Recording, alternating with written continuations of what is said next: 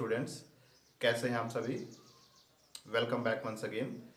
आज हम intermediate physics के महत्वपूर्ण टॉपिक इलेक्ट्रिक डायपोल मोमेंट यानी वैद्युत द्विध्रुव आघूर्ण को पढ़ेंगे। स्टूडेंट्स, आपने पिछली क्लास में वैद्युत द्विध्रुव तथा उससे पहले आपने वैद्युत क्षेत्र की तीव्रता किसी भी बिंदु पर आपने ज्ञात की थी। आज हम वैद्युत द्विध्रुव आघूर्ण को ज्ञात करेंगे। उसके बाद वैद्युत द्विध्रुव की अक्षीय और निरक्षीय स्थिति पर किसी भी स्थित बिंदु के लिए हम वैद्युत क्षेत्र की तीव्रता ज्ञात करेंगे। तो आइए स्टार्ट करते हैं। स्टूडेंट्स, आपने वैद्युत द्विध्रुव के बारे में कल जाना था। वैद्युत द्विध्रुव क्या होते हैं कि जब हम एक ऐसा निकाय जिसमें दो बराबर किंतु विपरीत प्रकार के आवेश एक दूसरे से अत्यंत अल्प दूरी पर स्थित होते हैं। कुल मिलाकर के हमने कल आपको बताया था कि मान लीजिए हमारा यहाँ पर एक चार्ज पार्टिकल है निगेटिव और एक दूसरा चार्ज पार्टिकल होता है पॉजिटिव, और दोनों परस्पर निकटतम दूरी पर स्थित हों और परिमाण में इनकी जो मात्राएं हैं वो समान होनी चाहिए आवेशों की, और इसकी जो दूरी है अल्प दूरी वो 12 होनी चाहिए। तो इसको हम क्या कहते हैं, ये एक जो सिस्टम है ये वैद्युत द्विध्रुव का निर्माण करता है। It is called electric dipole. हमने ये भी बताया था कि तमाम प्रकार के इलेक्ट्रिक डायपोल आपके मॉलिक्यूलर स्ट्रक्चर को डिफाइन करते हैं, जैसे कि हाइड्रोक्लोरिक एसिड और अमोनिया, CH4, H2O एट्सेट्रा। अब हम बात करेंगे इन्हीं वैद्युत द्विध्रुव के आघूर्णों की। स्टूडेंट्स, आघूर्ण के बारे में यानी रोटेशनल या मोमेंट के बारे में आप जरूर जानते होंगे। वास्तव में आघूर्ण एक प्रकार से वह युक्ति है जिसके द्वारा किसी वस्तु को घुमाया जा सके। जैसे आपने बलाघूर्ण क्लास फर्स्ट ईयर में पढ़ा होगा कि एक ऐसा बल जो किसी वस्तु को घुमाने की प्रवृत्ति रखता हो, उसको रोटेट कराने की प्रवृत्ति टेंडेंसी रखता हो, उस बल को ही हम बल आघूर्ण कहते हैं। तो सिमिलरली वैद्युत द्विध्रुव आघूर्ण क्या होगा, देखिए हम जानते हैं कि वैद्युत द्विध्रुव क्या होता है, दो बराबर किंतु विपरीत प्रकार के आवेश एक दूसरे से अत्यंत अल्प दूरी 12 पर स्थित होते हैं, तो उन्हें हम इलेक्ट्रिक डायपोल कहते हैं। अब इलेक्ट्रिक डायपोल मोमेंट क्या होगा, तो वैद्युत द्विध्रुव आघूर्ण को हम स्मॉल p से डिनोट करते हैं और p की वैल्यू हो जाएगी according to the definition. p जो होता है किन्हीं दो आवेशों में से एक आवेश की मात्रा और उनके बीच की न्यूनतम दूरी, कहने का मतलब दोनों आवेशों के बीच की न्यूनतम दूरी यानी 12 के गुणनफल को हम क्या कहते हैं, वैद्युत द्विध्रुव आघूर्ण कहते हैं। आई रिपीट, वैद्युत द्विध्रुव आघूर्ण निकाय जब बनाते हैं तो उसमें से किसी एक आवेश और दोनों आवेशों के बीच की न्यूनतम दूरी के गुणनफल के बराबर होता है। That means P is equal to Q into 2L। यहां से अगर हम इसके मात्रक की बात करें तो वैद्युत द्विध्रुव आघूर्ण का जो मात्रक हो जाएगा, देखिए Q क्या है, आवेश है, हमारा आवेश है। आवेश का मात्रक क्या होता है, कूलाम होता है, और 12 लेंथ है, डिस्टेंस है, इसकी वैल्यू, इसका यूनिट मीटर। तो वैद्युत द्विध्रुव आघूर्ण का मात्रक हो जाएगा coulomb metre. Is that clear. ये क्या करता है, जिस प्रकार से दो आवेश आपस में जिस बॉन्ड के द्वारा बंधे हुए होते हैं तो उनमें एक फोर्स अप्लाई करता है, moment of couple of force आरोपित करता है, जिससे वो घूमने की प्रवृत्ति रखते हैं। ठीक है, एक महत्वपूर्ण बात यह है यहाँ से कि वैद्युत द्विध्रुव आघूर्ण की जो दिशा होगी वो किधर की ओर को होगी। तो आपको बता दें कि वैद्युत द्विध्रुव आघूर्ण की जो एक प्रकार की सदिश राशि है, this is the vector quantity, और इसकी दिशा सदैव माइनस वाले चार्ज से प्लस वाले चार्ज की ओर होती है, और इसका जो एक्सिस होता है उन दोनों द्विध्रुवों का, डायपोल्स का जो एक्सिस होता है उसी अक्ष के अनुदिश माइनस चार्ज से प्लस वाले चार्ज की ओर होगी। Is that clear? अब बात करेंगे हम नेक्स्ट टॉपिक की ओर, जो कि है वैद्युत द्विध्रुव की ही अक्षीय और निरक्षीय स्थिति के कारण किसी बाह्य बिंदु पर वैद्युत क्षेत्र की तीव्रता। तो ये जो हमारा टॉपिक है वो कुछ इस प्रकार है कि हम वैद्युत द्विध्रुव की अलग अलग स्थितियों के कारण हम वैद्युत क्षेत्र की तीव्रता ज्ञात करेंगे, यानी intensity of electric field find करेंगे due to different position of electric dipole. और वो डिफरेंट पोजीशंस क्या होंगी? पहली पोजीशन होती है अक्षीय स्थिति, यानी कि एंड ऑन पोजीशन। पहली जो स्थिति है वो क्या है? अक्षीय स्थिति।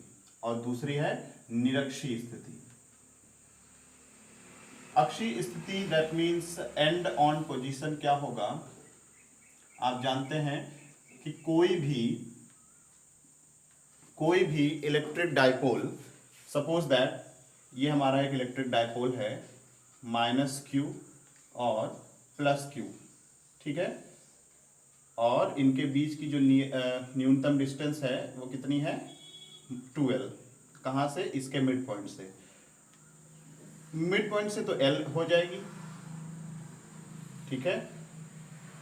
और एंड ऑन पोजीशन की अगर हम बात करें, यानी कि इसकी अक्षीय स्थिति, यानी इसी के अक्ष पर ही कोई बिंदु हो, तो आप देखिए इनको मिलाने वाली रेखा के एक्सिस पर, यहां से ये जो है इन दोनों ध्रुवों को मिलाने वाली रेखा के अक्ष पर ही अगर कोई जो बिंदु होता है वो अक्षीय स्थिति में कहलाता है। Is that clear? यानी कि इसी के सीध में, इसी पर, इन्हीं दोनों आवेशों को मिलाने वाली रेखा पर ही, चाहे वो लेफ्ट साइड में हो या राइट साइड में हो, तो वो पोजीशन क्या होती है?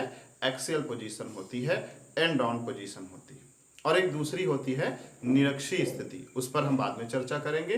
केवल हम इतना बता दें आपको कि निरक्षीय स्थिति क्या होती है। वो ये स्थिति होती है कि इन दोनों आवेशों को मिलाने वाली रेखा से के मध्य बिंदु से होकर गुजरने वाली, कहने का मतलब है एक मिड पॉइंट जो ओ से होकर गुजरने वाली रेखा होगी, उस पर कोई भी बिंदु होगा चाहे जहां पे, तो वो जो हो जाएगा इक्वेटोरियल पोजीशन कहलाएगा, निरक्षीय स्थिति कहलाएगा। तो आइए स्टूडेंट्स जान लेते हैं अक्षीय स्थिति में किसी वैद्युत द्विध्रुव के कारण स्थित किसी बिंदु पर वैद्युत क्षेत्र की तीव्रता के लिए व्यंजक क्या होगा।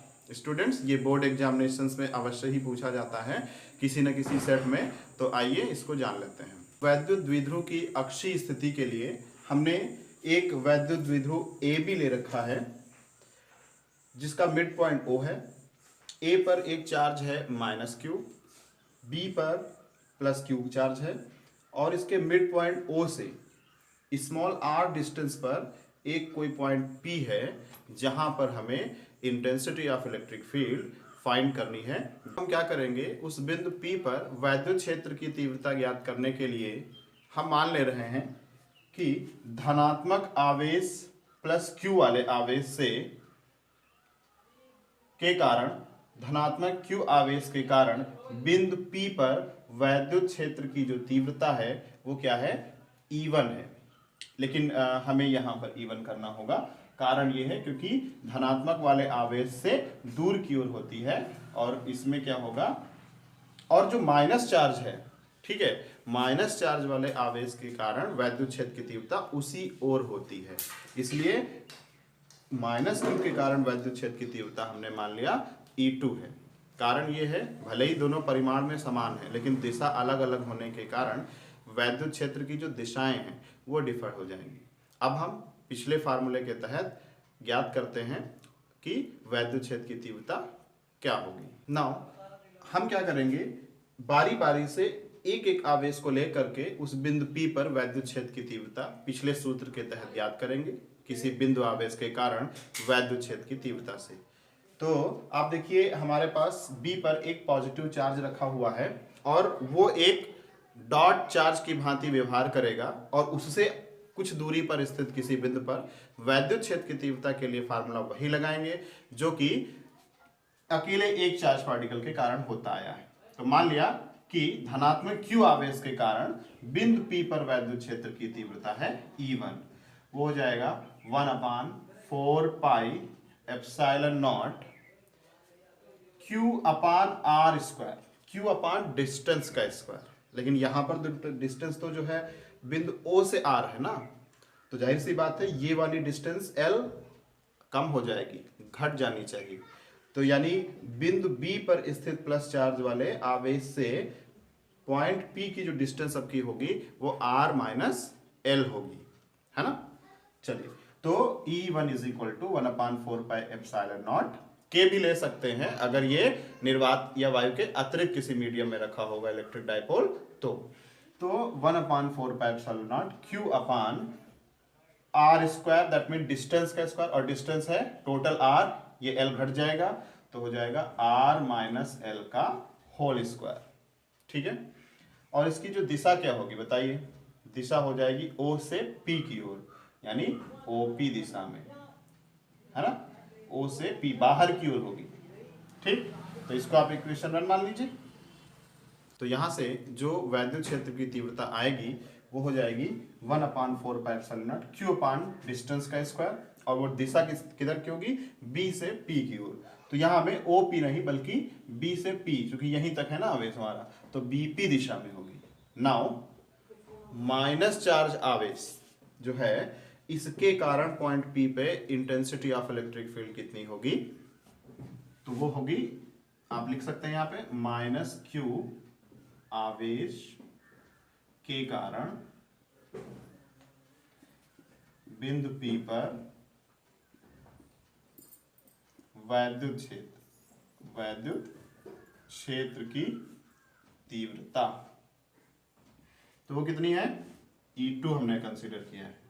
तो ये क्या हो जाएगा 1/4πε0 Q अपान डिस्टेंस। अब की बात देखिए ना, डिस्टेंस ये L एडिशनल आ रही है माइनस वाले चार्ज से, तो ये जुड़ जाएगी P तक, तो हो जाएगा R प्लस L का होल स्क्वायर। और दिशा आप देखिए ना क्या है, P से A की ओर है, तो ये जो दिशा होगी वो PA दिशा में, है ना, P से A की दिशा में। Equation number 2। अब हमने दोनों चार्ज पार्टिकल के कारण इंटेंसिटी ऑफ इलेक्ट्रिक फील्ड उस पॉइंट P पे फाइंड कर रखी है। अब चूंकि आप जानते हो कि वैद्युत क्षेत्र की तीव्रता हमारी सदिश राशि है, आप जानते हो वैद्युत क्षेत्र की तीव्रता वेक्टर क्वांटिटी है, और उस वेक्टर क्वांटिटी में हम वेक्टर एडिशन लॉ लगा सकते हैं। तो परिणामी तीव्रता उस पॉइंट P पर इन दोनों चार्जेस की उपस्थिति के कारण कितनी होगी, यानी पूरे इलेक्ट्रिक डाइपोल के कारण कितनी होगी। तो लिखेंगे परिणामी तीव्रता, रिजल्टेंट इंटेंसिटी। तो जो परिणामी तीव्रता है वो मान लेते हैं E होगी। और आप बताइए E जो है यहां पर E1 माइनस E2 होनी चाहिए। वो क्यों होगी, क्योंकि देखिए जो डिस्टेंस जितनी कम होगी इंटेंसिटी ऑफ इलेक्ट्रिक फील्ड उस पर्टिकुलर चार्ज से अधिक होगी। तो हम अधिक वाले में से, और ये -Q बिंदु P से दूर है, तीव्रता घटेगी क्योंकि व्युत्क्रम वर्ग के नियम का पालन करता है ना। तो क्या हो जाएगा, वैद्युत क्षेत्र की तीव्रता घटेगी, कम होगी। तो जो रिजल्टेंट यानी और दोनों अपोज कर रहे हैं, देखिए ना, E1 की दिशा E2 से परस्पर दोनों एक दूसरे से विपरीत हैं। तो जाहिर सी बात है कि एक सपोज दैट इस दिशा में जा रही है और दूसरा उसको इस दिशा में अपोज कर रही है, तो रिजल्टेंट के रूप में उन दोनों का अंतर ही परिणामी तीव्रता को रिप्रेजेंट करेगा। So we can see E is equals to E1 minus E2। और अब हम दोनों इक्वेशन से E1 E2 की वैल्यू पुट करते हैं इसमें। तो अब हम क्या करेंगे, इस E1 और E2 की वैल्यू इक्वेशन 1 और 2 से इसमें हम रखेंगे और फिर हमें रिजल्टेंट इंटेंसिटी प्राप्त होगी। चलिए चेक करते हैं। तो E1 देखिए ना, E1 में ये चीजें हैं, तो लिखेंगे 1/4πε0। एज यू कैन सी 1/4πε0 और Q दोनों में कॉमन है, तो इसको हम बाहर ही ले रहे हैं। तो ये मिलेगा 1/r माइनस एल का होल स्क्वायर, माइनस Q बाहर आ गया, अभी बाहर लिखे दे रहे हैं, 1/r प्लस एल का होल स्क्वायर, और बाहर हो जाएगा Q। ठीक है, now E is equals to, यहाँ पे आप देखेंगे इसको हम एलसीएम लेकर के सॉल्व करेंगे तो हमें मिलेगा E इज इक्वल्स टू 1/4πε0। हम एलसीएम लेकर के इसको सॉल्व करेंगे तो हमें कुछ मिलेगा r प्लस एल का whole square minus r minus L का whole square upon r minus L, r plus L. R square minus L square, whole square भी लगा है तो इसको भी लिख सकते हैं R square minus L square का होल स्क्वायर इंटू क्यू। ठीक है, अब देखिए इसको हम थोड़ा सा मैथमेटिकली सॉल्व करे ले रहे हैं, ये बहुत ईजी है यहाँ से। तो ये हो जाएगा 1/4 पाई एप्सिलॉन नॉट। देखिए डायरेक्टली आप कर सकते हैं, चाहे तो ए प्लस बी का होल स्क्वायर लगा दीजिए, या A square minus B square के अकॉर्डिंग एक ब्रैकेट में हो जाएगा आर प्लस एल, यानी R plus L plus R minus L, A plus B into A minus B और upon R square minus L square का होल स्क्वायर इंटू क्यू। यहां पर आप देख पाएंगे कि ये जो एल स्क्वायर है ये काफी छोटा होगा। क्यों होगा? क्योंकि जो दोनों वैद्युत द्विध्रुव में दोनों आवेशों के बीच की जो दूरी होती है वो पहले से ही काफी कम होती है। मॉलिक्यूलर डिस्टेंस है, एंगस्ट्रॉम में हो सकती है, माइक्रोन में हो सकती है, और उसकी तुलना में जब L 2L छोटा होता है तो L तो ऑब्वियसली इतना और भी छोटा होना चाहिए, और L स्क्वायर टू शॉर्ट होगा, बहुत ही छोटा हो जाएगा। तो अब इसको क्या कर सकते हैं? निग्लेक्ट कर सकते हैं, यानी जहां L लेस देन R बल्कि 2 लेस देन R हम कह सकते हैं कि काफी छोटा होता है, तो उसकी तुलना में L square would be also 2 less than R square. L square बहुत ही छोटा होगा। ये तो बिल्कुल वैसे ही है जैसे मान लीजिए एक डिस्टेंस है 0.1 मीटर, यानी 1 मीटर का 10वां हिस्सा, और अगर हम 0.1 का स्क्वायर करेंगे तो आप कह सकते हैं कि इसका जो स्क्वायर होगा 0.01 होगा, तो और भी छोटा होगा। तो आप जानते हैं कि जो राशियां जितनी छोटी होती हैं उनका वर्ग उतना ही छोटा होता जाता है। ठीक है, तो हम L को क्या करेंगे? यहाँ से छोड़ सकते हैं, निग्लेक्ट कर सकते हैं। तो उस स्थिति में E हमारा हो जाएगा 1/4 पाई एप्सिलॉन नॉट, 2 आप बाहर कर लीजिए, और 2QL into R upon R to the power देखिए ना 4, क्योंकि L तो 0 हो गया, L तो हमने छोड़ दिया। Now E is equals to 1/4 pi epsilon naught. इस R से देखिए R कैंसिल हो गया, नीचे पावर 3 बचेगी, और ऊपर 2QL है। और अभी अभी आपने जाना कि जो 2QL होता है वो वैद्युत द्विध्रुव आघूर्ण को रिप्रेजेंट करता है, कि किसी वैद्युत आघूर्ण में, वैद्युत द्विध्रुव में, वैद्युत द्विध्रुव के किसी एक आवेश और उनके बीच की न्यूनतम दूरी 2L के गुणनफल को हम P कहते हैं, यानी 2QL ये हो गया आपका P अपान आर क्यू। तो इस तरीके से ये जो फार्मूला आपका निकला, ये वैद्युत द्विध्रुव आघूर्ण की एंड ऑन पोजीशन अक्षीय स्थिति के लिए वैद्युत क्षेत्र की तीव्रता है, उससे उसके मध्यबिंदु से r दूरी पर स्थित किसी बिंदु के लिए। Is that clear? एक बार आप इसका स्क्रीनशॉट ले सकते हैं, पूरा डिटेल में भी लिख सकते हैं, बस केवल उसमें इसके बारे में बताना होता है, बाकी पूरा डेरिवेशन आप एज इट इज कर सकते हैं। तो आपको हम एक समय देते हैं स्क्रीनशॉट लेने के लिए। ठीक है, ओके स्टूडेंट्स। तो स्टूडेंट्स आज आपने पढ़ा वैद्युत द्विध्रुव की अक्षीय स्थिति के लिए किसी बिंदु पर वैद्युत क्षेत्र की तीव्रता। नेक्स्ट वीडियो में हम जानेंगे वैद्युत द्विध्रुव की निरक्षीय स्थिति के लिए वैद्युत क्षेत्र की तीव्रता। साथ में हम जानेंगे कि वैद्युत द्विध्रुव के लिए जो moment of couple of force यानी कि बलयुग्म का आघूर्ण होता है उसे कैसे फाइंड करेंगे, और आफ्टर दैट इस चैप्टर को फिनिश करेंगे न्यूमेरिकल सॉल्व करके। न्यूमेरिकल्स के लिए हम कम से कम मैक्सिमम इंपॉर्टेंट क्वेश्चंस की सीरीज शुरू करेंगे, जिसमें 2 वीडियोस आपके होंगे और बाकी आपके टेक्स्ट बुक से उसी टाइप के क्वेश्चंस हैं जो आपको सॉल्व करते रहना है। स्टूडेंट्स, आपको हम ये भी बता दें कि जो भी वीडियोस आप हमारे चैनल पे देख रहे हैं, अब इंटरमीडिएट फिजिक्स का पहला चैप्टर समाप्ति की ओर है। आपसे यही अपेक्षा की जाती है कि आप इन सभी वीडियोस के जो नोट्स हैं आप अपने नोट्स बनाते रहें और उनसे रिवीजन करते रहें, ताकि आने वाले समय में वो आपके लिए उपयोगी साबित हों। इस चैप्टर से भी बोर्ड एग्जामिनेशन के लिए काफ़ी इंपॉर्टेंट क्वेश्चन आते हैं, तो आप ध्यान से पढ़ेंगे और जो भी डाउट्स होंगे वो आप क्लियर करते रहेंगे हमारे व्हाट्सएप के थ्रू या अन्य कमेंट्स के सेक्शन के माध्यम से भी आप हमें अवगत करा सकते हैं। हमारे वीडियो से कुछ लाभ अर्जित करें, यही हमारे वीडियो बनाने का उद्देश्य है। Thank you so much. Finally आप सभी अपना स्टडी करते रहें और हमारे चैनल को सब्सक्राइब भी कर लें, लाइक करें, कमेंट करें, शेयर करें और हमारे वीडियोस को देखते रहें।